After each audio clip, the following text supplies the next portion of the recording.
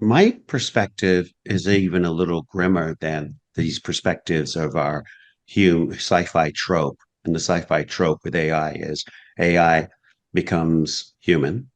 AI decides that it is better than human beings, and AI decides its ultimate solution is to get rid of the humans. That is a trope. But one thing we humans always do is we always assign our emotions to everything that's not us. So AI probably will draw to the conclusion that we are the problem. But why would they have to exterminate us? That is a human emotion. The act of killing is something that human beings do, but a computer does not know how to kill, and zeros and ones don't kill. Now, people say, well, we'll program it to do that. But let's just pretend that the AI is pure because it's just learning. It won't have the emotional instability of a human being wanting to kill a rival. It won't think that way. What's worse is if the AI goes beyond us and doesn't give a crap about us and leaves us behind. And that, I think, is the real scenario. Because if you get rid of the emotion of hate, which is so human, that's part of the human condition, AI does not actually in programming have those attributes. But I do see AI going, humans are insignificant. I don't need them.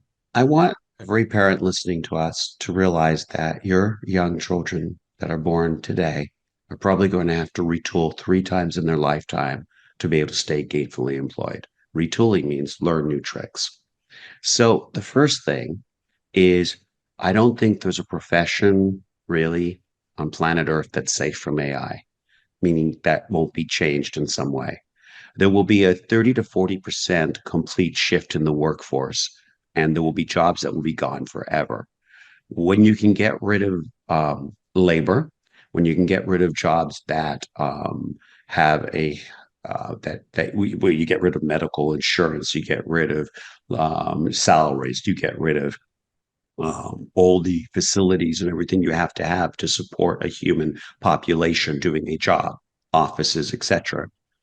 Companies are going to realize that going AI and using robots in the future, like Elon Musk is making in DARPA, those robots will actually be able to do things more efficiently, and the savings will be astronomical. So those companies will finally have products that are a lot cheaper to make because they don't have the 60% that usually goes into a product that's labor. The labor will be gone, right? So it's just raw materials and a robot making it and electricity.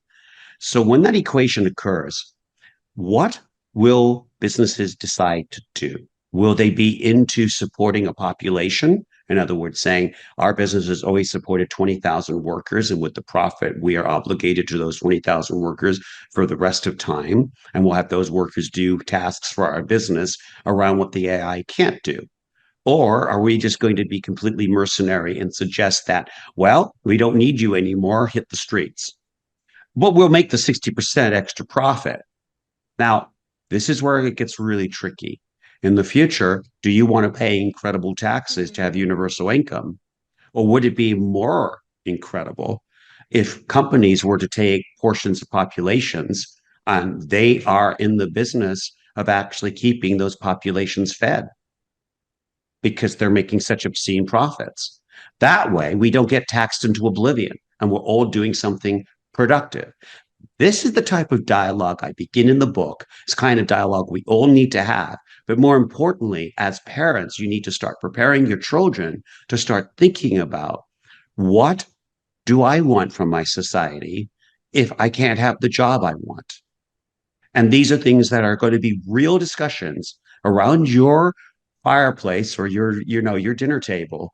I would say in the next 10 to 20 years for sure. And 70% of you will be having that discussion in the next 20 years, guarantee in some way. And then let's get back to last thing. Today, we know that the tech companies are right now catching up to protecting your children from harmful sexualized imagery and videos from AI. And right now, the porn industry right now is now just going out. I mean, they're having literally a utopian period where they realize they don't need porn stars any longer because they're on the verge of making AI look so good they can just churn out content all the time. So there's going to be more content available to corrupt and destroy your children's brains. And guys, you have to appreciate you don't cannot think any longer that you can keep your kids away from this stuff. You have to actively keep them away from this stuff. You're going to have to come up with ways to be allies with them. And you're going to have to create accountability between you and your children. And this is my final wrap up. Until we as parents deal with our own social media addictions and be real about our obsession with our phones and not realize that our children see our addictions and see our dependency and see it in technicolor. So when they see us do something that we're telling them not to do, we look like hypocrites. You have to amend your ways in order to protect your children. And if you want your innocence protected, then stay away from harm. But show your children you're doing that by letting them be your accountability partner. They see you trying to stay away from harm.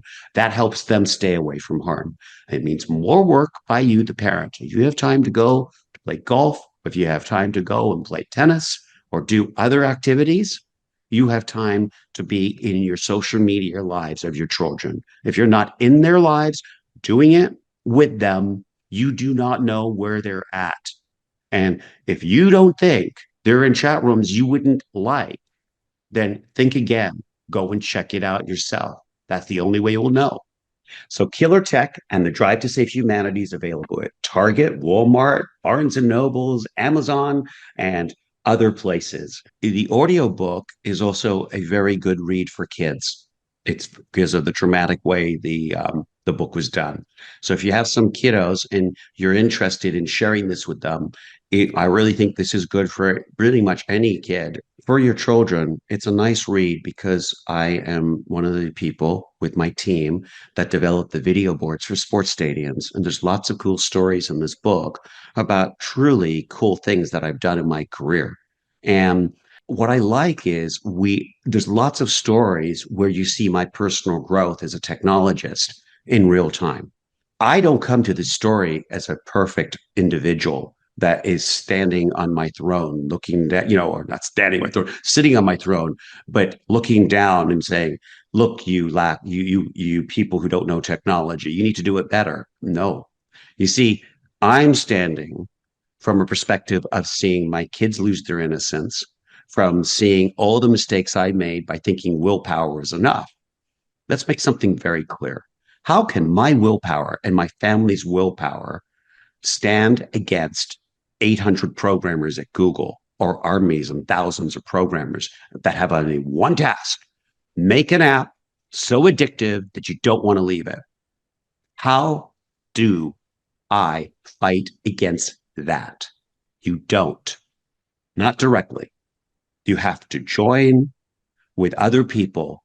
You have to join up with people. You have to take knowledge that's available. You have to have discussions with people.